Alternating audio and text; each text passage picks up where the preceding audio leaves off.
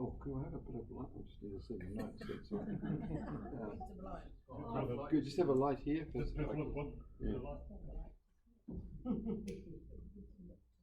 Yeah, that's enough. That's fine.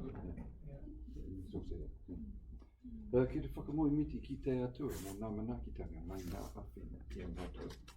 Rangatira mā tēnā koutou, mihi nui, mihi araha ki a koutou, nō reira, tēnā koutou, tēnā koutou, kia ora koutou katoa. Thank you for your introduction, John. Thank you for the invitation to be here. It interested me, this REAP organisation and Wairarapa Science. I don't know that we've got an equivalent in the Hutt Valley, so it's been interesting to meet up with people. We just had dinner together. So I'm going to talk about the housing, and I've called it Addressing the Systemic Housing Crisis because that's what I believe it is, and it's incredibly serious and it affects all of us, really, one way or another. Number of us will be profiting off it, not deliberately, and there's a whole lot of people that are really suffering as a result of it, and it's certainly very difficult for the next generation to buy a house. What I want to try and take you through is the post-war years when we actually had a housing policy that was the envy of the world, and how we lost that, and what's happened, and then try and look at some of the solutions, which the government, I think, does in part, but is actually not really understanding the full picture for. But we probably all think that about governments with various things. So now I just want to be able to negotiate this. So what I want to start off is the post-war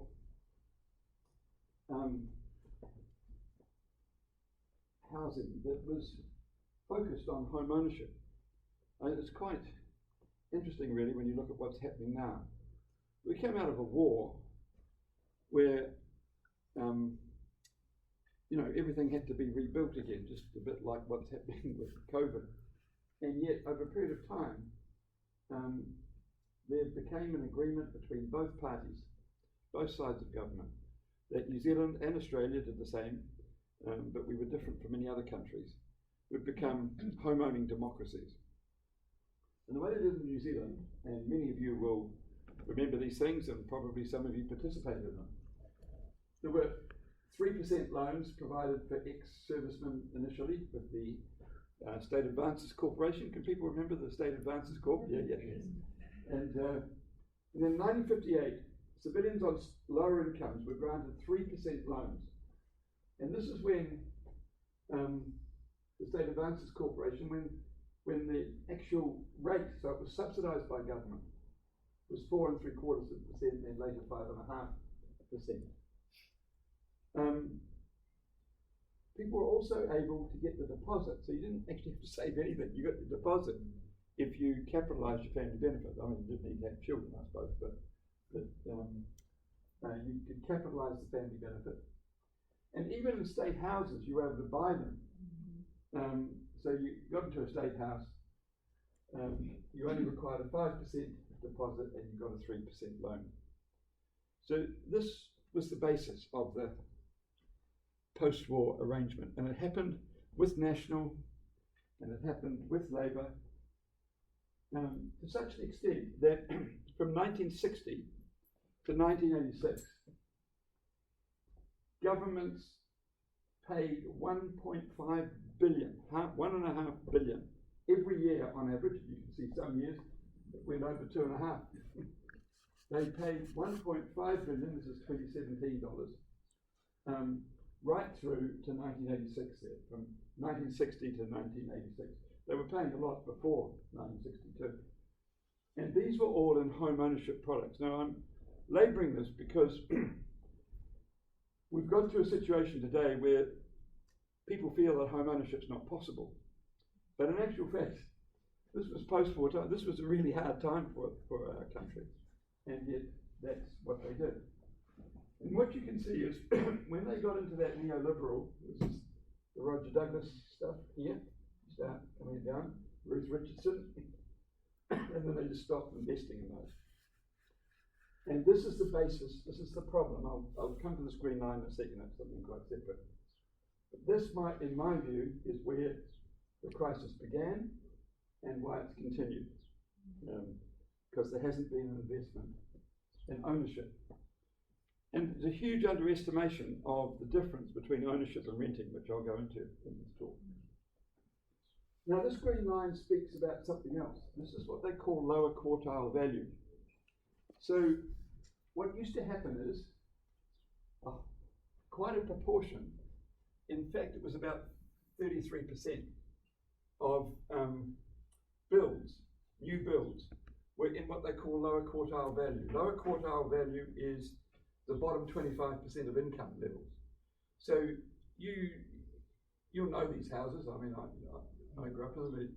One toilet, one bathroom, 3 bedrooms, all pretty modest places. They were lower quartile value homes, and about a third. That has reduced to about 8%. So that I'll show you another diagram of this later on. But so whereas they used to build those, a lot of those, once you got into a free market arrangement, builders made much more money building large houses, like 3 bathrooms and 5 bedrooms, that sort of stuff. And so now over 40% are built in the upper quartile, as opposed to the lower quartile. So not only did you have the home ownership policy, but you had a state house policy. And what was different about the state house policy than what we've got now is that it was a state house policy for life. You got a state house, you had it for life. That was Michael Joseph Savage promise, and that was maintained again across the parties. It was only lifted in 2014, right up into from the first house that Michael Joseph Savage moved into in Miramar in the late 30s, right through to 2014, you had a state house for life. So if you couldn't afford to get onto the market, and most low-income people could get into the market through those home ownership schemes, there was a state house, and you can see that building program going up all the time. It got silly during these years. This is the Bulger-Shipley government started selling off state houses, and so you get that dip. Then you get the Helen Clark government building them up again. So it's a sort of National Labour playing silly games, like one group sells them off, another group has to build them up, and then they got sold off again to some extent immediately after the Clark government. Can I interrupt? No, hold it. This is the Clark government here. So, yeah. 2014. So what's the change there? If I was in a state house that I thought I had for life, what actually changed in 2014? Well, it's hugely different, because you get a state house as a result of being poor, and it's incredibly competitive now, and there aren't enough to help all the people who need them because the market's gone crazy. Yeah.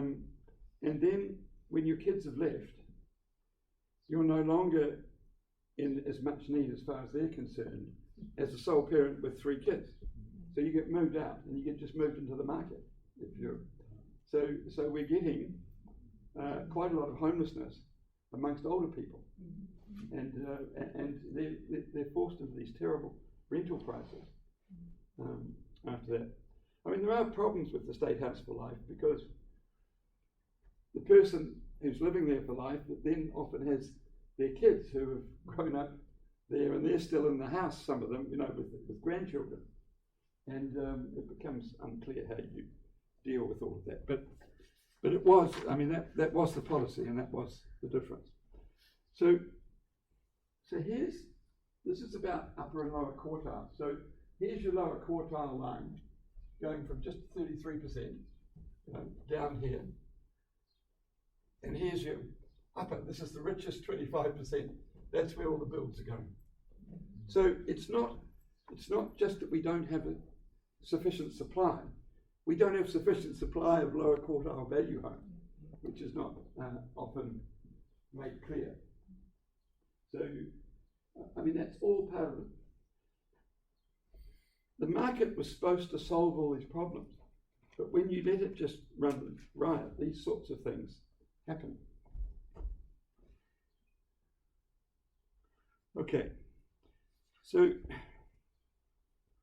what you can see, the proportion of all people in households living in owner-occupied dwellings fell 15 percentage points from 75.2 to 63.7 from 86 to when the neoliberal policies came in to 2018.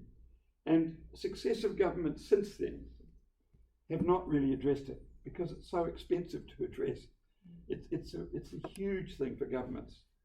And for us to address this crisis, we're talking about a minimum of a decade and probably much more to be able to, because it's so expensive, housing. So conversely, the proportion of the population living in dwellings that were not owned, so in other words, people were renting, increased from around a quarter to a third of the population over the same period of time, 24.8 to 36.3. But the interesting thing is this: the proportion of children aged 15 years living in dwellings that were not owned increased from 1986 to 2013 from 26% to 43%. Now this is for the whole population. When I show you figures later on for Māori and Pacifica, you'll see that it's far worse for them.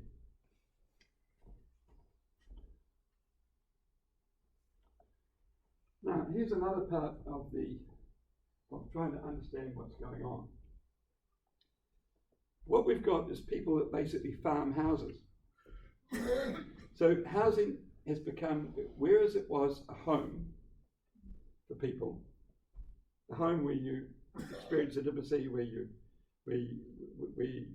able to bring up your children, where you're able to relax and so on. Homes have become housing products. That's the problem. And a big part of it is because people have invested, and as you know, there's not a capital gains tax on it. So you can make much more money off this sort of investment, unless you're very clever on the stock market. You can make a lot more money by building houses and then using that to leverage money for the next house and the next house. And so what's happened is that these other landlords, this bottom line here, dropping from 9% to 5%, state houses, council houses, that sort of housing. So this is only rental housing, this chart. So that's all dropped. Of course, now they're beginning to really build state houses, ramp it up, so it'll be moving up again, but it's nowhere near 9%. But this is the landlord investment that's going on. Now, of course, some of it is mum and dad putting it, buying an extra house and having a rent. That obviously doesn't cause troubles unless they're bad landlords. If they charge a lot of rent or they don't maintain it or look after it or for the tenants. But generally speaking, that's not the problem. What you can see is the investment has nearly doubled from 14% to 27%. And the big part of this is that it's what you're beginning to hear now much more across the media is build to rent as opposed to build to own. And I want to put it to you that I think this is a serious problem, and I'll go into it a bit more why. Okay, so can you just clarify for me? Yeah. You want to start on that slide? Yeah, sure. The percentages you're talking about, yeah, are they a percentage of the total housing stock?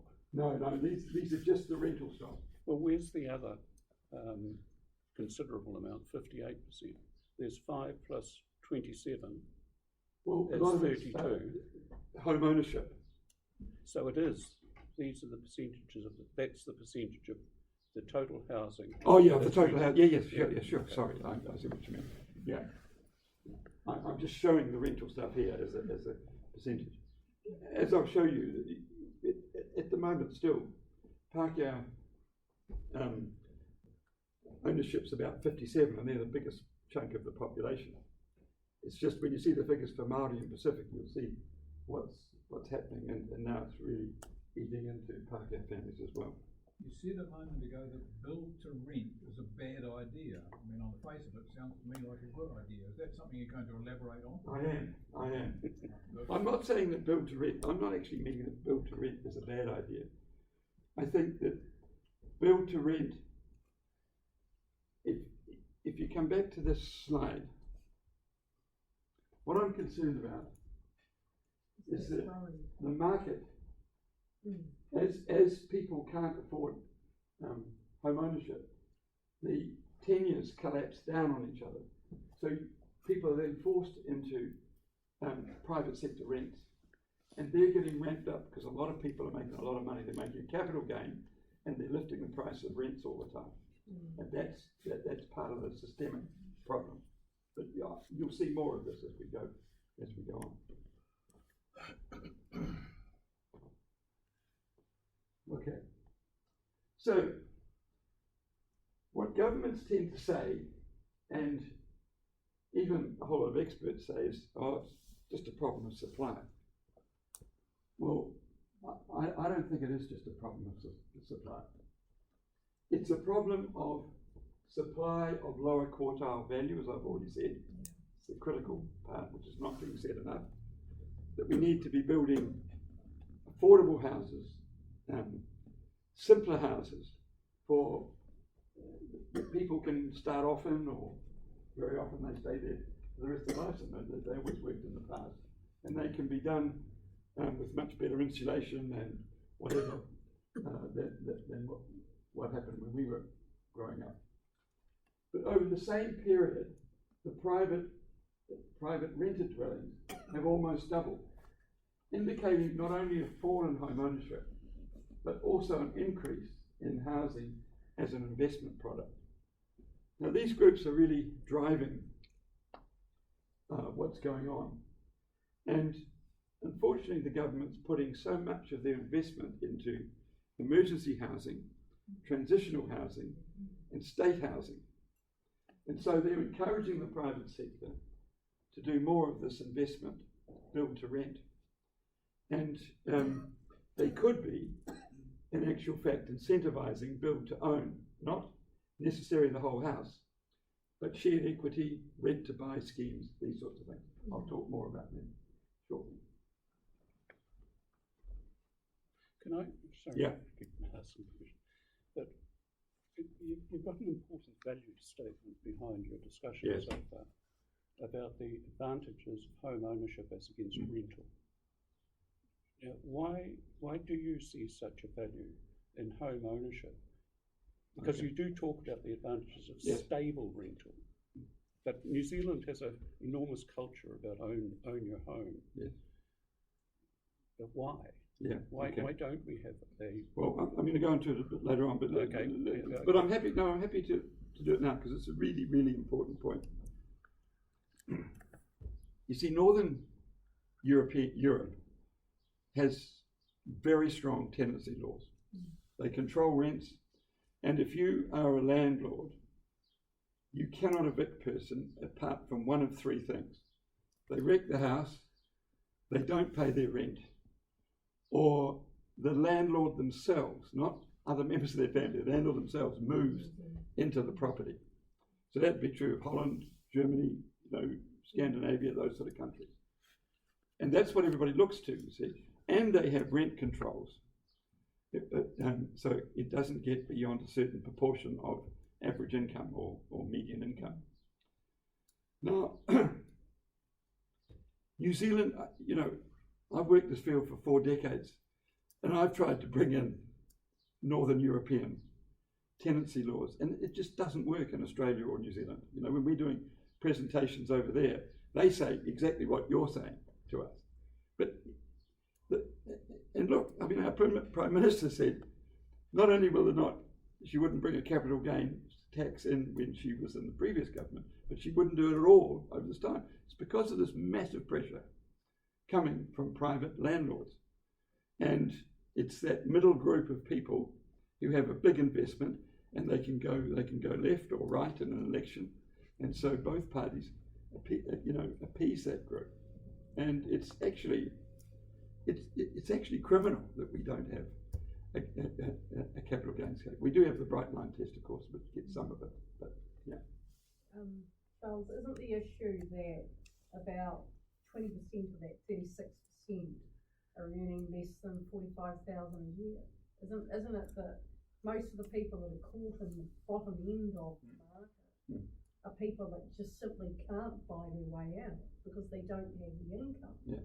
So you're talking about at least 40% of the population are really caught in this housing thing, and it's just going up all the time. And I heard Rebecca McPhee wrote in North and South recently, and I studied Kay Saville's work when she was really young, because I was surprised that she's still doing the really big research she's got. But that's the issue, is that people don't realise what income people are actually on. I mean, I do work at the Community Law Centre, and we've got people in cars who, if they lose a job for whatever reason, they're in their car. And if they don't get wages paid properly, they can't pay. These days, you've got to have $3,000 to put rent down on a property. Yes. Now, people on that end of the market don't have $3,000. So can I just refer to a couple of things you've mentioned? It's worth getting hold of that Rebecca McPhee article. I also did a lot of consultation with them on that. And Kay Saville Smith is brilliant. She's a really. We're going to have dinner together next week, actually. But she's a brilliant researcher in this area. But it's you can just Google it up. It's under North. It's a North-South article, and McPhee's FIE, I think, isn't it? The way she spells in it, McPhee. And it's very much along the lines that I'm talking about here. That article. Now we'll come back to these things, and so come back again if we want to later on.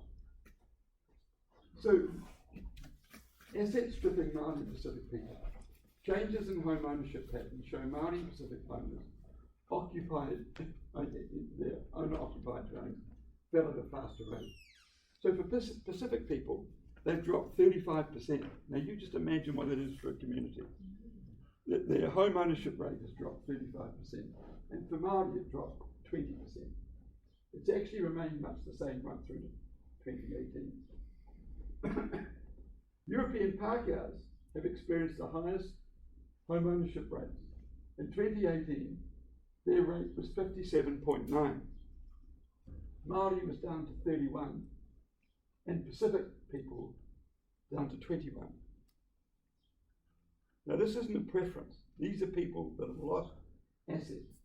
In 1986, around half of the Pacific and Maori children lived in an owner-occupied dwelling.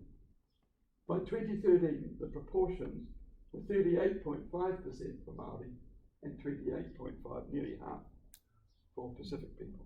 Do you have the figures for the other very significant percentage of the population, which is Asian? 15% of our population is Asian. What's the home ownership? No, I don't have them. I don't have We them. drop them out of everything, including the COVID. Well, I don't drop them out of everything. If you're getting Stats New Zealand figures, they're actually, I have. Hold on, I've got them in one slide here. Right here, the next slide. Okay, so here's your Asian, and this is Middle East, Latin America, and Africa. Yeah. So here's the percentage drop. You can see the slope here, and the slope up there, and the Asian population starting from a higher base, of course.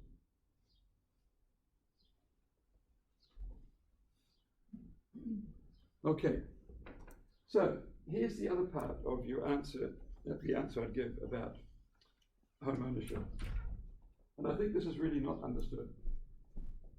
OECD and most thank you.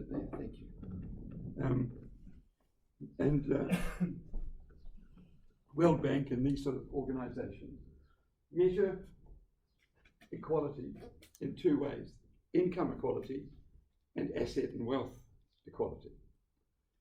Now, New Zealand at the moment is doing quite a lot of work on income equality.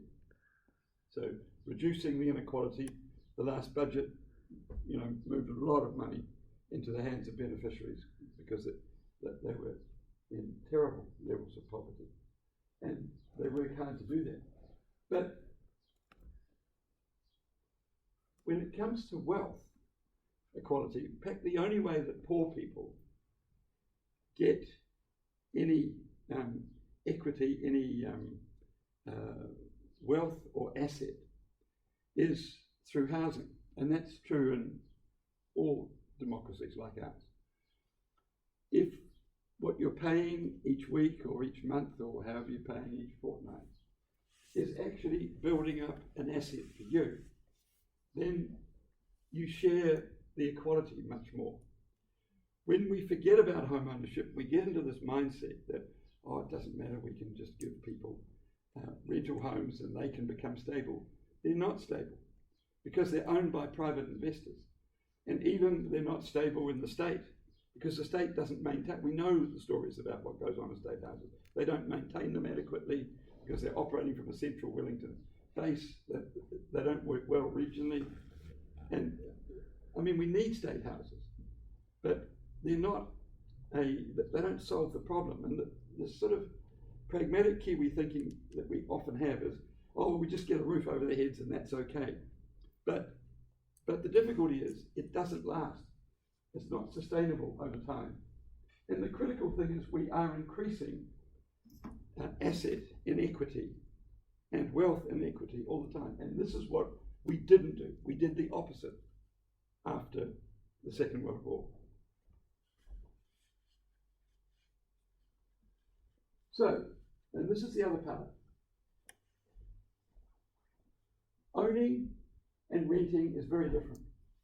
Most government documents, so they've produced what they call the GPS, the Government Policy Statement.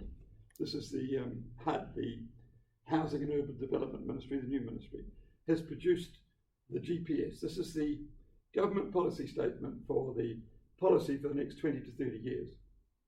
And I've been part of groups that have made submissions and discussed a lot with them and critiqued it at various points. So some of it is very good. They talk about wanting to restore homes, the notion of homes, and not housing products. There's a whole lot of things they want to do like that. But unfortunately, what we've got is Kāinga Ora, which was the old Housing New Zealand.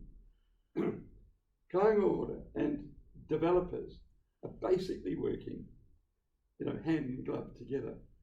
And other developers, like community housing providers, are not getting the sort of look at that they need to.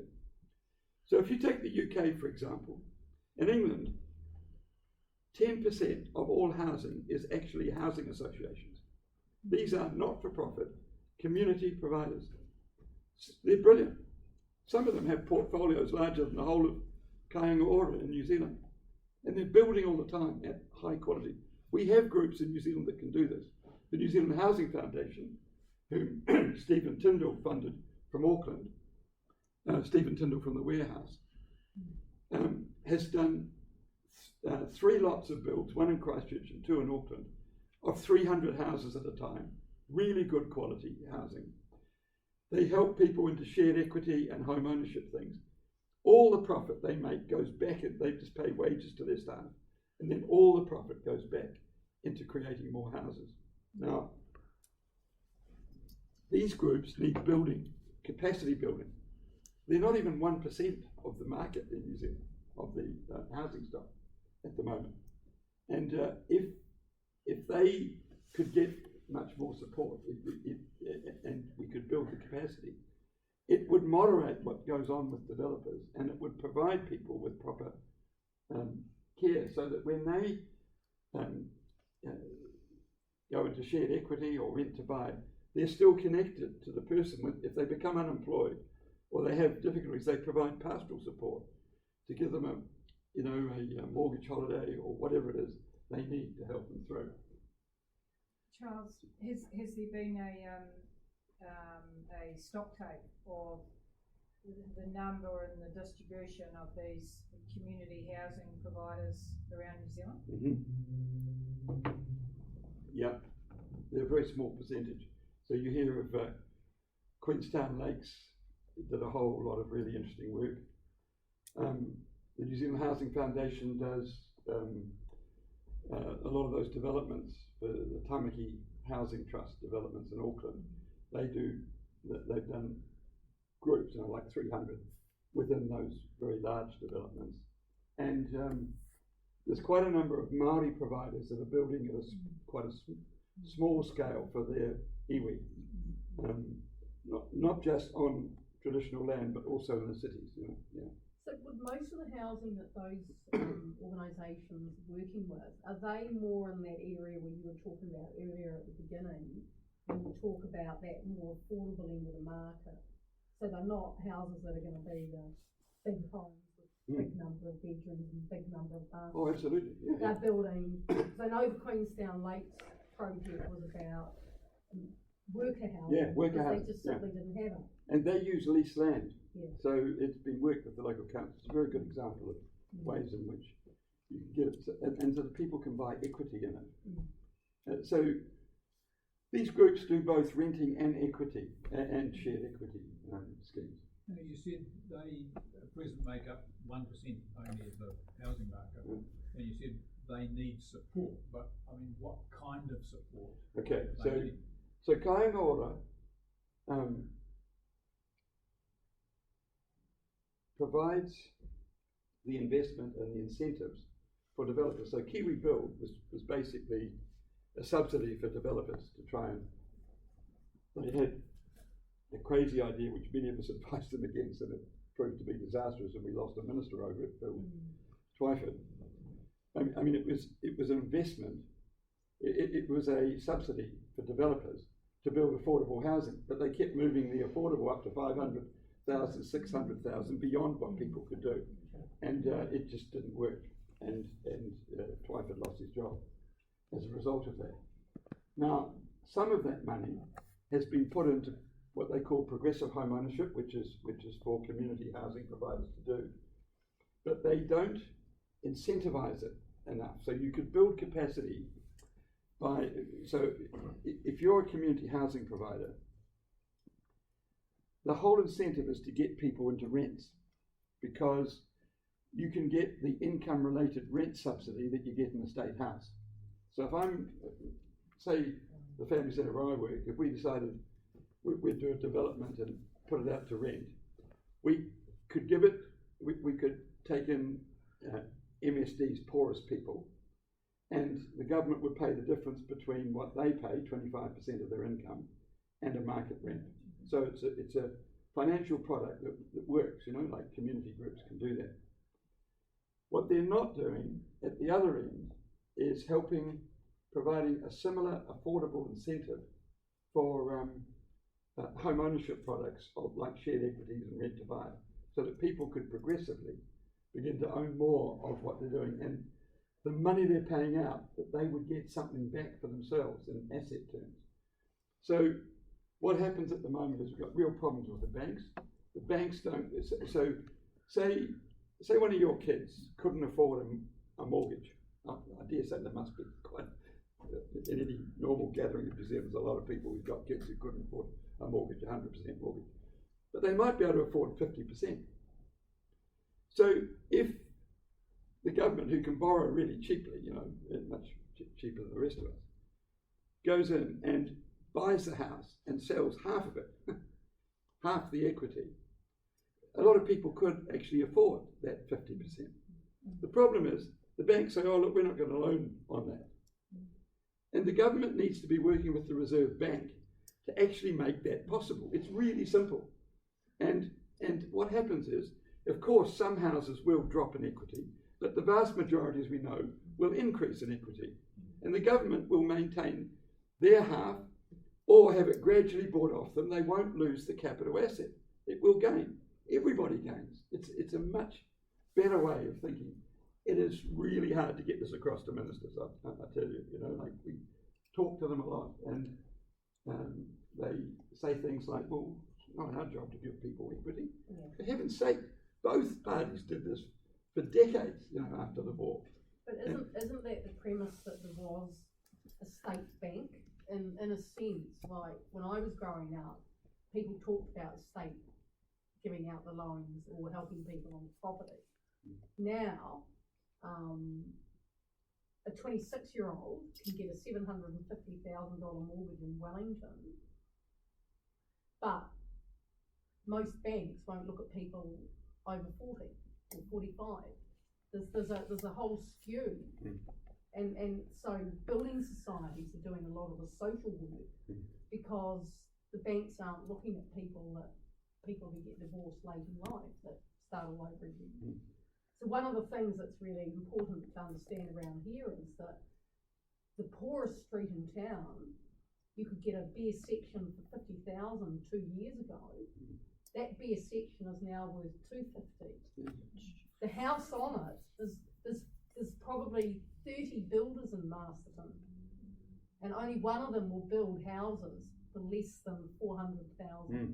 Yeah, well, that's the problem in Masterton. So they won't take on clients that don't want. Yes, but we mustn't accept this. You're absolutely right in what you're saying, but it's because we accept that and think it's okay, because we're accepting, we're buying into. I mean, it's not deliberate, but the fact that these are housing products and not homes. It's a government's job to provide basic, fundamental security and fulfillment and well-being in people's lives. And they need to work it out as to how that can work. And they need to be engaged with the people in society that can help them do that. And we singularly failed. And we entered into a really ridiculous experiment in 1990 with regard to housing. I mean, it worked in some other areas and some other market areas, there was quite a lot of innovative stuff, but we just did it across the board. And in housing, it's been an absolute disaster. And so it has to be corrected, because governments in the future are not going to survive, I don't think, with what's happening to housing. And so let's just come back to this. Despite the recent tenancy law reforms, security of tenure on a long-term basis in the Northern European sense, which I talked about, can be avoided by landlords, and there are few restrictions on when increasing rent. So what they did in that tenancy law reform was say you can only put the rent up once a year. So what happens is most of them just put up more, less often. Landlords don't have to do half the maintenance. There's all sorts of people live in houses, state houses and private dwellings, but they just cannot get the landlord to fix fundamental things in their house. This is a big difference between ownership. When you've got some stake in the place, you have some control. So tenants' ability to make preferred changes to their property are minimal, and landlords can be very slow to address maintenance matters. So if you own a property or own part of it, you're at least in a negotiating position to say, well, I want to add on a room here or something.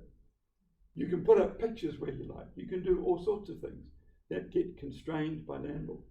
And most tenancy agreements are actually just for a year or two. They're not providing security on a long-term basis. Furthermore, a renter's payments, and this is really crucial, are building an asset for the landlord rather than themselves. And these things are distinct disadvantages. And they're really obvious if you unpick them. And, we need to bite the bullet on this sort of stuff. Poor people are the people that should have the access to equity, to developing wealth themselves. If they can get something that they own, they become more proud of that. They look after it better. And it works so much better. So if you think of all that we're doing in the Māori, in terms of trying to address equity for Māori, like the health reforms, many of the other reforms, they're being undermined all the time because children are living in huge insecurity. They're moving from school to school. They don't have control over anything. And the issue is tenure. And that's what, the government is not hearing properly, in my view. Okay, so let's just take a look at how bad it is. If you think this is exaggerated, this is demography. This is the group that informs OECD and World Bank about housing affordability. So they use what they call the housing affordability rating, which is the median multiple. That's quite simple. The median house price divided by the median household income. Sorry about my voice. So median is not average. So median is the middle one. You know, like average is you add everything up together so it gets skewed towards richer households. And the average is it. Median is the middle one. So that's the crucial one when you're dealing with poverty or equity or those sorts of things. So if you take the median house price divided by the median household income, they then set out different categories. A median multiple of 3 or under is considered affordable. 3.1 to 4 is considered moderately unaffordable. 4.1 to 5, seriously unaffordable. Severely unaffordable is 5.1 and over. Now, Hong Kong has since got caught up in China, so take that out. New Zealand is at 10, and that's the highest in the world. We have the most unaffordable housing of any country in the world at the moment, and there's absolutely no sign of it reducing. It's an exponential growth thing. It's incredibly serious, you know, that's going on. And you can check these figures out. But isn't there in that, and leave aside Hong Kong, what you've already described as a different culture in the Northern Hemisphere of rentals, which includes the United Kingdom, for instance. So you've got a distortion between New Zealand and the United Kingdom, and you've certainly got a distortion between New Zealand and Singapore, where so much of the housing stock is actually owned by the state. So and it's bad. I'm not arguing against the badness. It's the understanding of it, and the similarity of Australia and New Zealand is probably the better comparator than most. I don't understand the United States at all. Well, but the islands and the United Kingdoms and so on are part of that northern... Yes, but remember, these are housing costs, rent and ownership. These are the proportion of people's incomes that are spent on housing. So it's not house price, it's actual housing cost. Yeah, housing cost. Divided by income. Yeah. Okay, that makes a difference for me. I still have to think It's through it. the $50,000 a year. We'll come back to you, don't worry. Isn't it though? It's the $50,000 a year income for the $500,000 house. And the $500,000 house is now $750,000, and the person's still earning $50,000. So it's part of that's the complexity of it. Having just recently moved from the United States and grown up there all my life, right. If you have any questions about the U.S., you know, we can probably cover that. But housing is very affordable in the United States. Yes. Everybody can get houses. Everybody can get affordable rents. If you go to if you can't afford it in one area near a big city, you can just move out of the city a bit and you can afford it. It's very, very affordable. It does not take up a large percentage of your income. It's maybe a quarter at the most. What I hear from your young people since I've been here is they're going to leave your country and you're not going to have that base of that income to support you as you get older. Absolutely. Because they can't afford to live here, so they're going to go somewhere else. And the ones that go to Australia, even though the prices have changed over there, but going back 10 years, they get much higher wages and much more, and the building companies in Australia are so big that they can build the lower quartile houses. Yes, all these countries have the advantage of size. But there's a much more bigger variety of affordable housing. You can get lower end, you can get higher end, you just get anything you need. But the global financial crisis, we must remember, was part of the hedge fundings that occurred in the United States from these Freddie Mac and Fannie Mae. And I've always admired the way the US, and I've spent a lot of time in the US over there with housing groups, the way they are able to get many more people into ownership. in the way they're doing it. But people have manipulated that. I mean, they're correcting it now, but that's when the bubble burst a bit.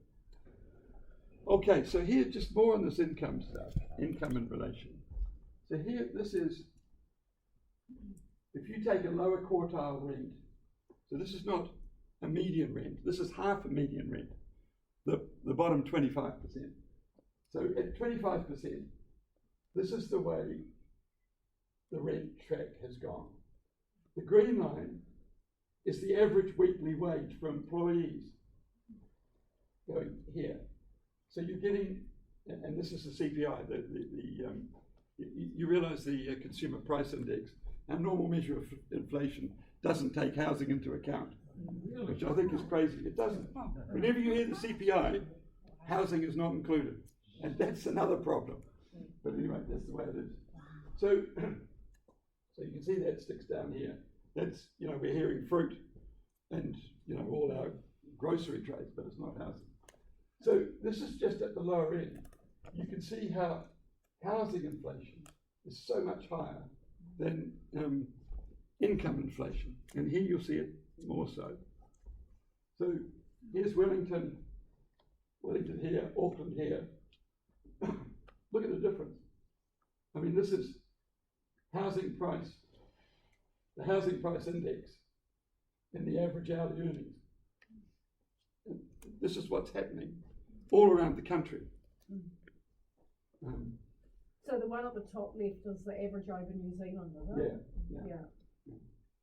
But that's what we're hearing at the community law centre, right? Yes. People haven't got that. Well, Marston would be much 25%. closer to that, I would assume, Yeah. than these extremes.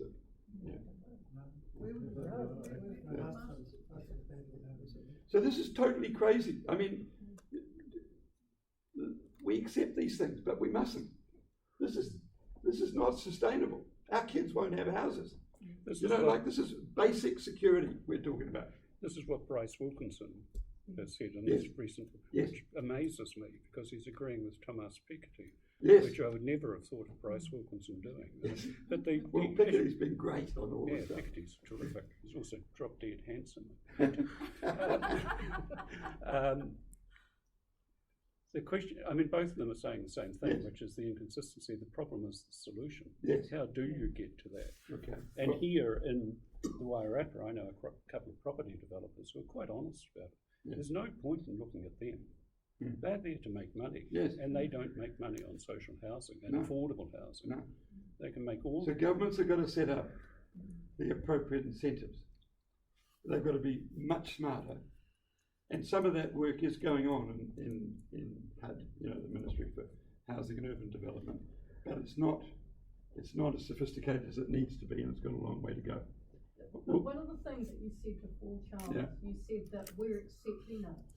The difficulty is that 50% of the population has grown up since 1990 and doesn't see the problem. They don't recognise that the market is skewed, or the market is not an individual right to just do what they want, and they don't want their tax going into supporting people in housing. That's 50% of the population then. Well, I'm not so sure about that. I mean, I think the point that was made over here, that a lot of people, young people I speak to, actually do not want to stay in New Zealand. They simply can't, and these are middle income people, professional people saying I have no future here if I can't get a house. And I think the point made down the front is a valid one. The young people don't know any other way. I remember in the 80s, the parish I was in Wadestown, Yeah. we helped a Cambodian family come in. We went to the States Advances Corporation, New Zealand Post Office for a second mortgage. About 20 of us chipped in $2,000 each on an interest-free debenture, and this family was able to buy a house. Fantastic. And we gave them 10 years to pay back the debentures. They paid them back after 3 years, and apologised they couldn't do it after 2. They were bloody hard workers. They would work around for people to do. Yeah. I'm aware of a time when that happened. Yes. Anyone born after 1990 has only known liberal capitalism. Well, then if you take the Yep. point that the two of you are making. We need to be making the noise and reminding people. We need to talk the history. That's why I started off with, we didn't have a housing problem. We had a housing policy that was the envy of many other countries, and we gave it away, and this is where we've ended up. Now, just to show you how bad it's getting, here's figures up to 2018. So this is Stats New Zealand home ownership rate. So what you can see is that the cohorts coming through own far less percentage than they did in 1986. So that was what they owned in 1986 at that age, and that's what it is now. And look, even at 55 here. So this is, you're getting towards the pension at that point. It's gone down from 86 to 72 to 772.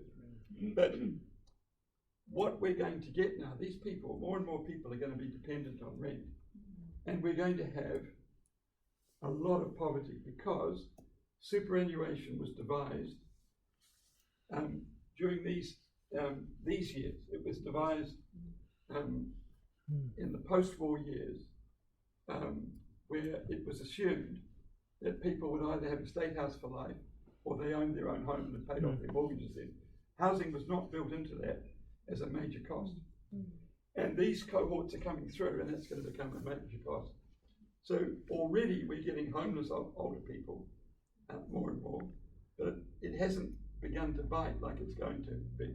And it's going to create mass poverty when people reach the age where they're not able to work much at all, and are dependent upon that income to pay for housing as well. So, okay, I'll just touch quickly because we've gone on a bit. We did a literature review of renting and ownership. So there were 120 studies, and the majority of studies under 6 categories.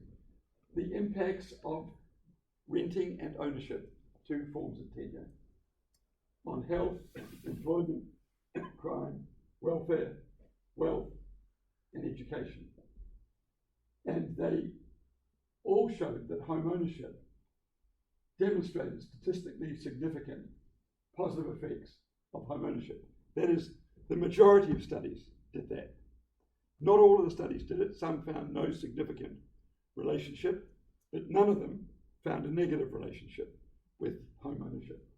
So health promoting benefits were found for both physical and mental health, with objectively assessed health conditions and self-assessed health status. Home ownership was significantly associated with lower crime rates. Now these were studies that controlled for income, socioeconomic status, professional status, and so on.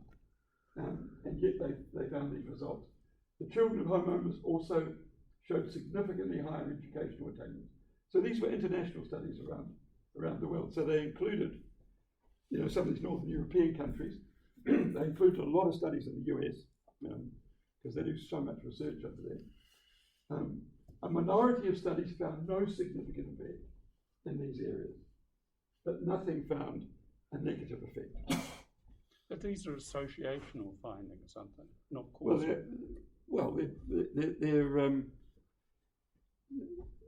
They're correlations, Yeah, and, okay. Which could work in either direction. Well, no, they worked out the direction of the finding. You suggesting they could have.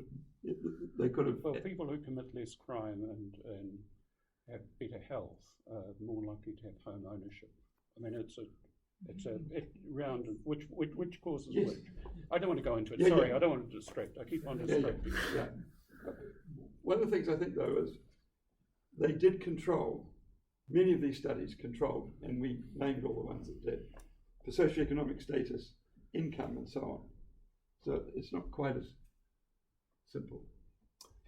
Now we did another study, and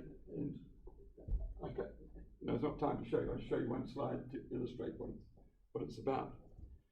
And that was looking at 3 generations. So this was for part of the National Science Challenge that we did. Actually, Kay Saville Smith oversaw this whole project, and we were subcontracted into this part of it. It was part of a sort of a big quantitative and qualitative study. But we were interviewing 3 generations, and this is generation 2.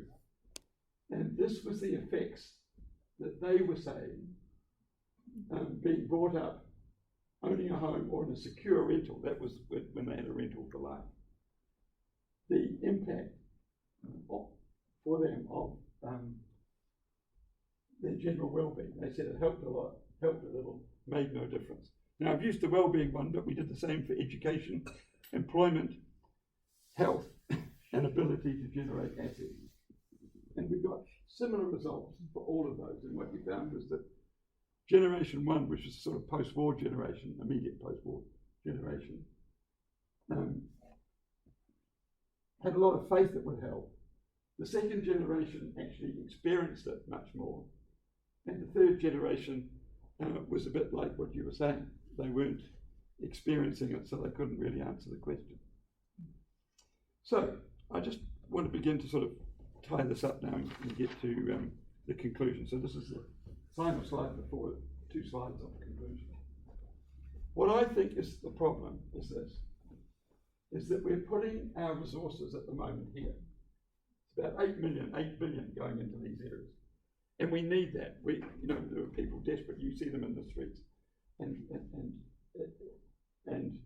there are people really suffering. And we need an investment there because it did get forgotten.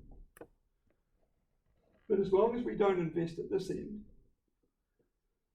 what's going to happen is it collapses. The 10-year collapses down on the housing continuum.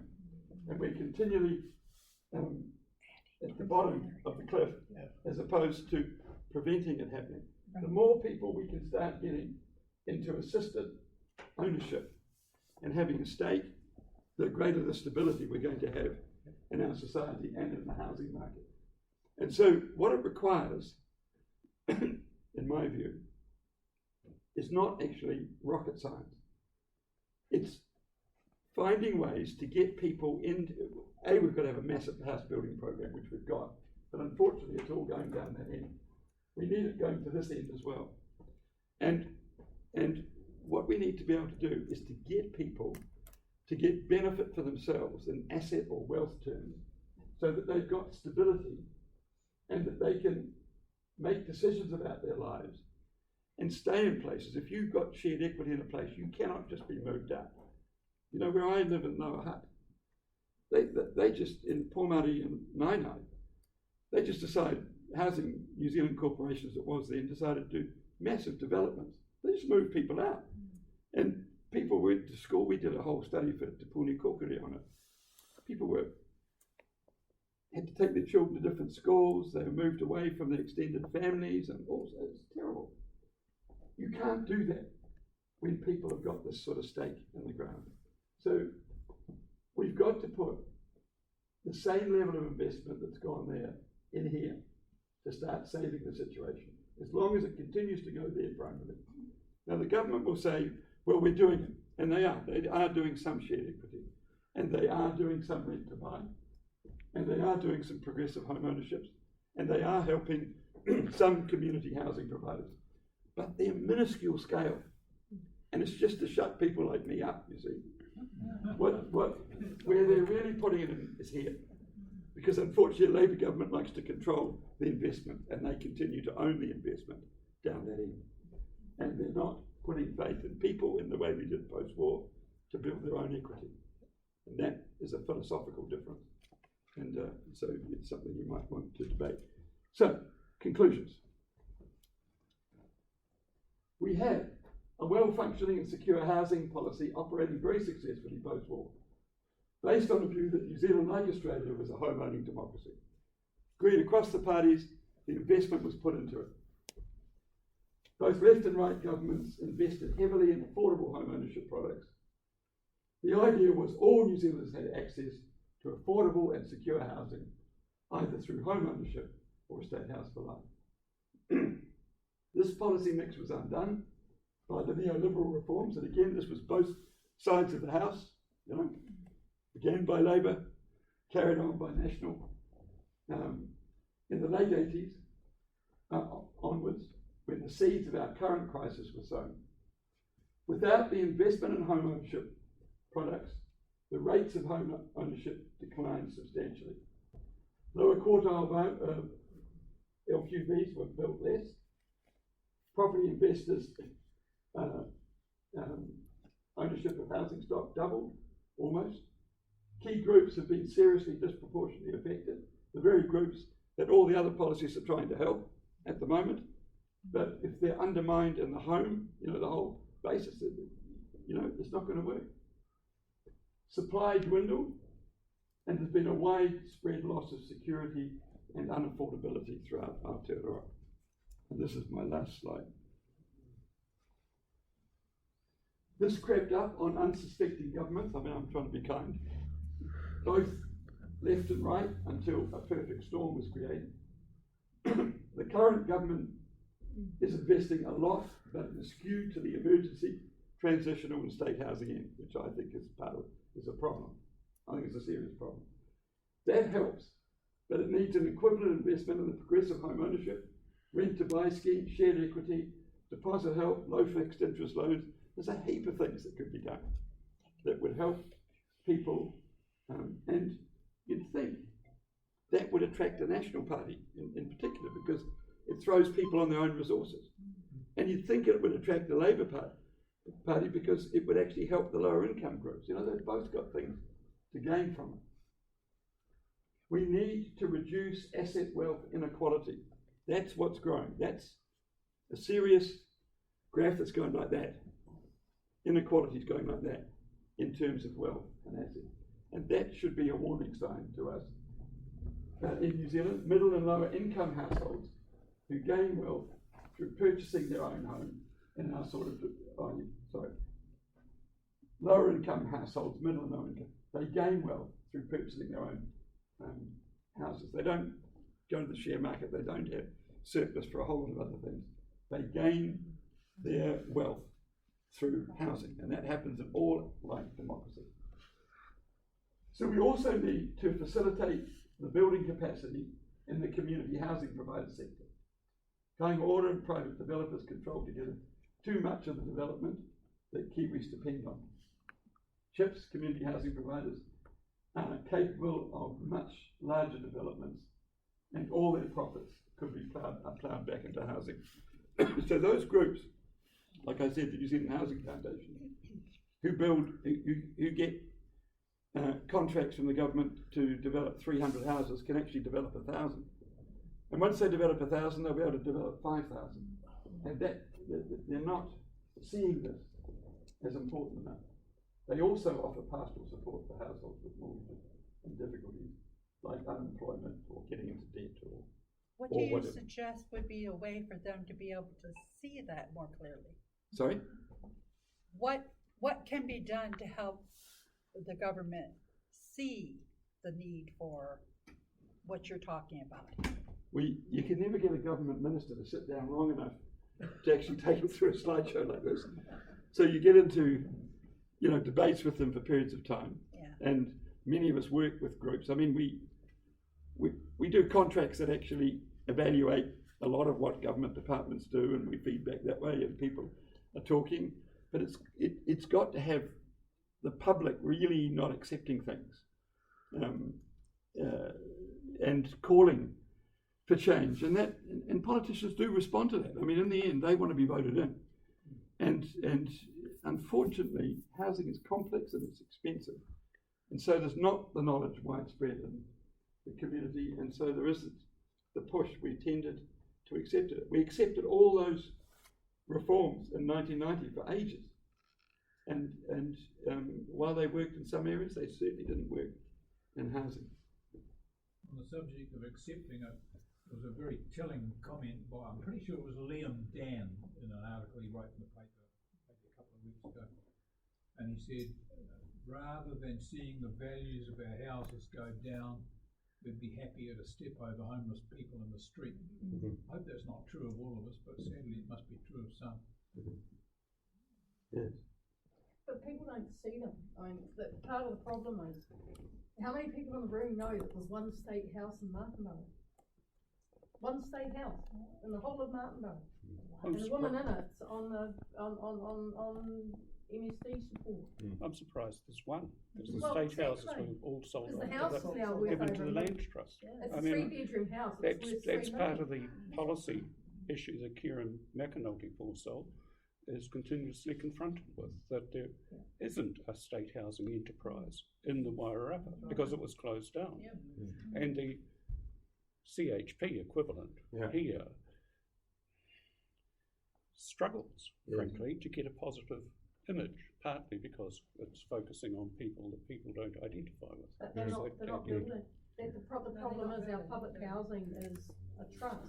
Charles, would you be brave enough and bold enough here in the Wairarapa to make, I'm guessing you might be aware of our local housing provider, and might you have thoughts about how they could maybe make more of a contribution, or? I'm not, you're talking about community housing provider? Trust Trust house. house. They've got about But 300 I to couldn't 400 comment. houses. They bought 90% of the public housing in the 1990s. Oh, okay. They basically operate as a renter. They don't have any incentive to build. Oh, for lower They income have groups. just recently, in the last 2 or 3 years, built a wee bit, but they're not incentivized. Well, what's interesting about that is, you might have heard in the Dom Post the Wellington Council trying to get income-related rents for their tenants. You might have heard that.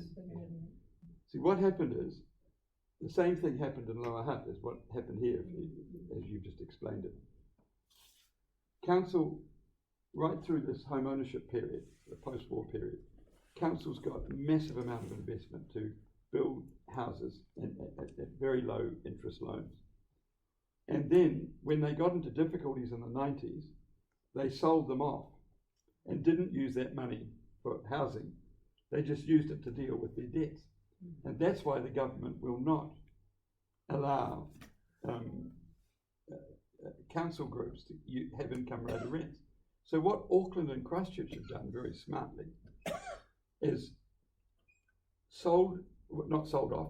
handed all their housing stock over to CHIPS, to a community housing provider. And in Christchurch, it's quite brilliant, the Ototahi Trust. The council still pays into it to help them. And the council has, I think there's 7 on the trust board. The council's allowed to have 3 of their members on the trust board. But there has to be a majority, not council. So the council's inputting, but they can't control it. And all those families get income-related rents. Wellington is trying to control it and keep the asset. And they make it sound like they're really worried about the poor people. They've been asked many times to form a community housing provider group and do the same thing as Auckland and Christchurch have done.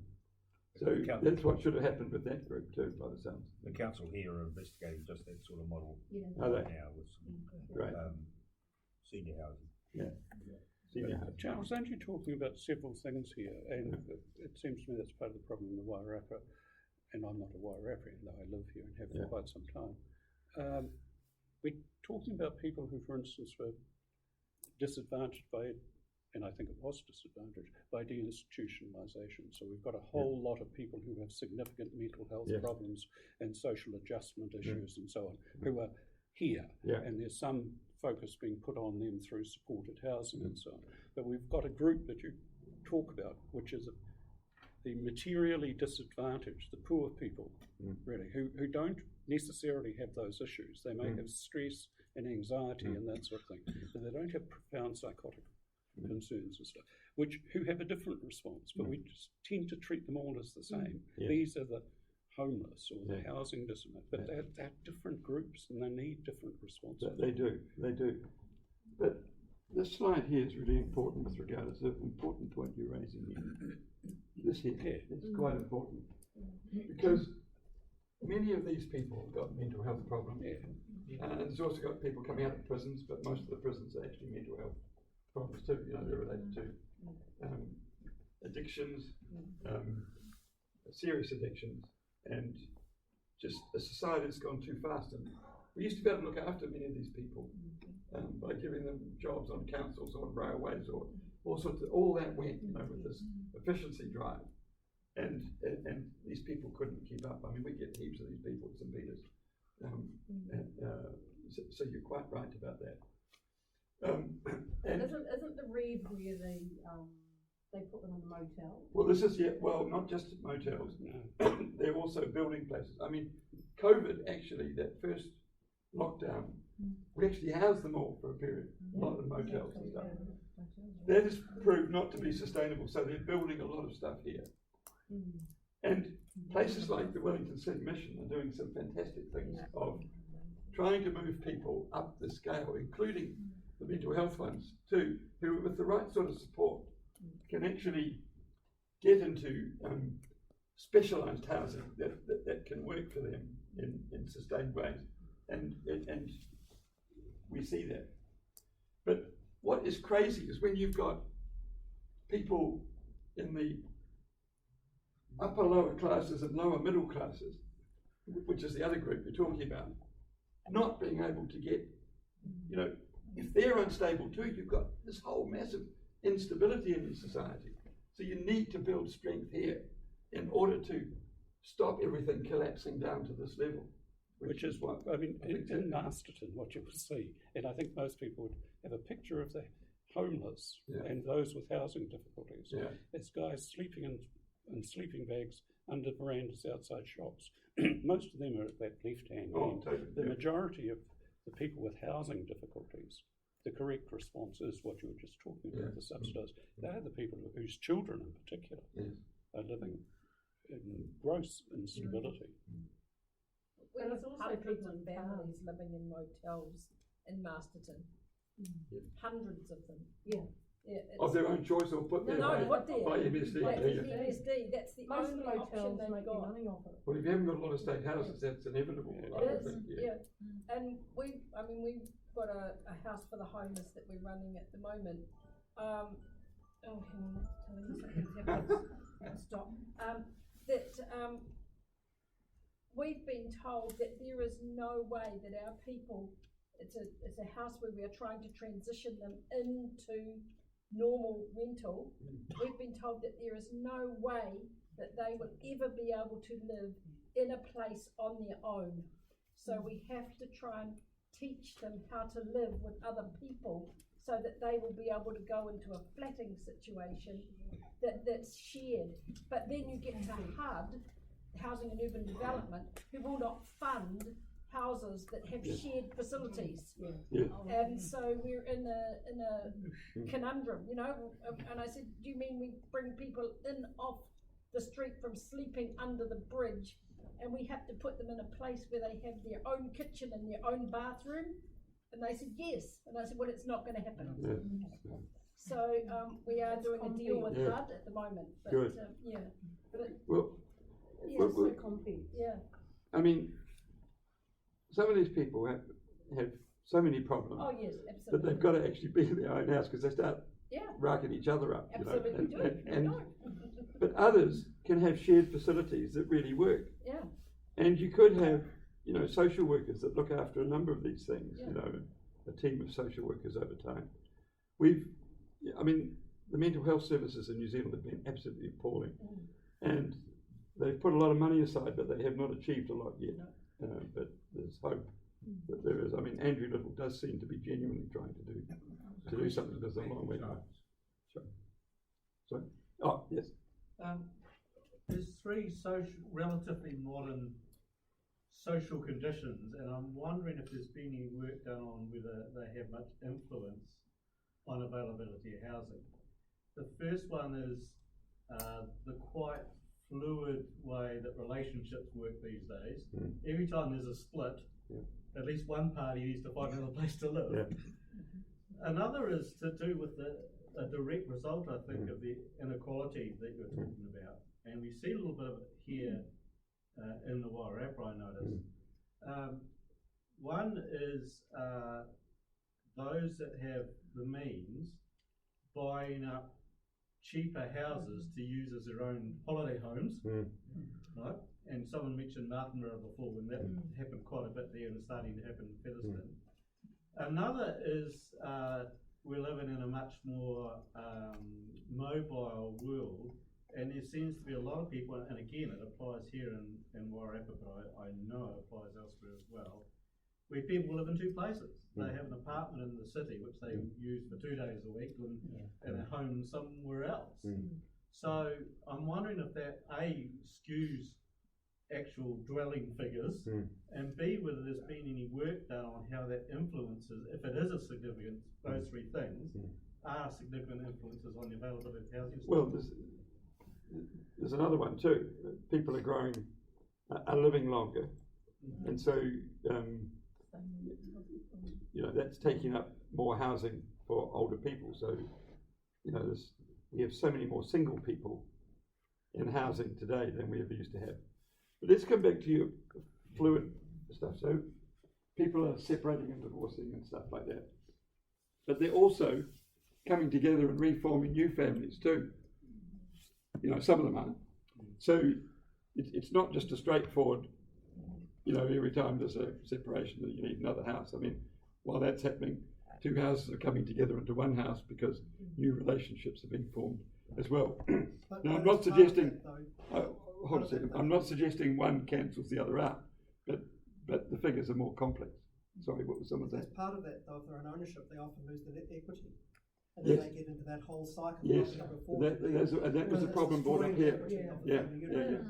But you see, this is where I think governments could be really helpful. They need to be instructing the Reserve Bank to work with the banks and to work out what the banks need in terms of incentives. I mean, they are making a lot of profit, as we've heard just recently, in order to provide security for people, because some of those people could have shared equity. They needn't have a whole house, but even if they had a quarter of a house, they'd have much greater stability. And so the housing policy is way behind what's actually happening socially, in the sort of example that's been given.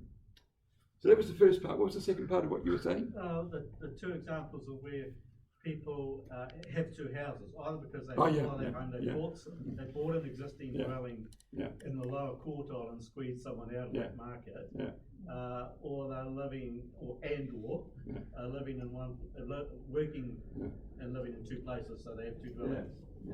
Well, there's a problem there, but the difficulty is you don't want to have so many laws that people can't. I mean, when we had a good housing policy, a whole lot of people had two homes. I was sent to Christ College, and all the people I went to school with had heaps of homes, but everybody else in the country had a home. So it's the skewing to upper quartile builds and the lack of supply of low cost that they won't be interested in those in the what do you see the next 5 years bringing? Sorry? What do you see happening, or what do you see happening in the next 5 years? Well, what trend, or what do you think? Do you think it's going to continue or get worse? Or if we continue here, what the government's trying to do is to increase supply here. They say they're increasing it here, but that means they're just trying to help developers. And the developers are not going to solve this problem. Someone said it, I've forgotten who it was, but developers, are going to, they're in it for profit. They're not going to provide the sort of rates that are needed for people to get into those things. Only governments can do that. So at the moment, we're going to continue to work here, and this is going to collapse and collapse and collapse. And we're not seeing, despite all the things that are going on, we're not actually seeing housing prices really go down. They'll probably level off soon, but they're not going to go down much. Or if they go down, they'll go down in a few areas. But they're basically going to go. So we're in a deep, deep, deep problem. Way worse than most other societies I've tried to point out, other countries. So it has got to be incentivized by the government a way out of it. And they've got to get lenders, bankers, developers, community housing providers, poor people. They've all got to be feeding into how this happens. Do you But see what this I've tried to happening? present tonight is an attempt to. Do you see this happening? Because the people who are in power and politics are benefiting from what's happening now. So they don't have maybe the incentive to do as much as quickly as the people who don't have the power. How do you see them as benefiting? I'm sorry? How do you see the people who are in Well, politics as obviously, benefiting? I know my husband's got relatives that have 4 houses, 3 of them rentals. Yeah. So they're benefiting because they bought houses and now they're sitting on a lot of wealth. Well, I think the trick is this. You've got to believe in intervention though, don't you? I think the trick is this, that both, we need to find a way, we actually need across the house agreement on this sort of stuff.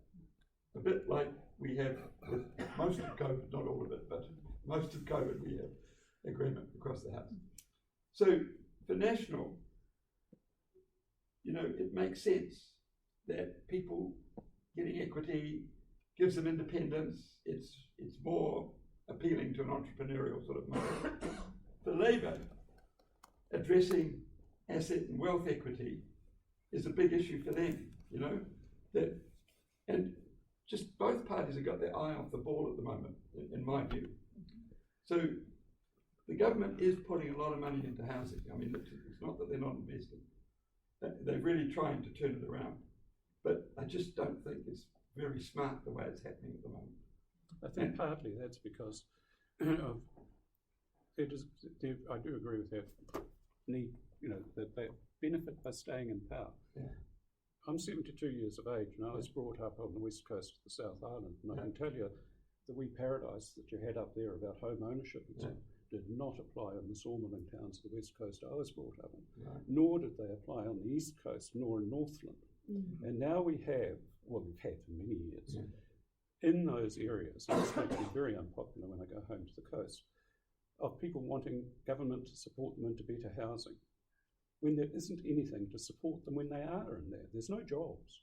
What do you do? Provide people with good quality accommodation in places where they can't work, so they become increasingly dependent. And those are areas that are critical to governments. Northland, East Coast, West Coast, and there's a few other of those. Well, Wairarapa was one until recently. There are it's always attempts to driven by create those industries in those exceptions. places, and there are attempts to create. I mean, the West Coast, there has been quite a lot of investment, as in Taranaki, as they phase out, fossil fuels. There are attempts. I mean, there are things that can be done. You'll sit in your house watching the pine trees grow. Well, yeah, I have a house too, and I'm looking forward to getting back to it. It's 9 o'clock. Thank you, everyone, not just Charles, but for your contributions. But Mr. Baskerville's going to say a couple of words.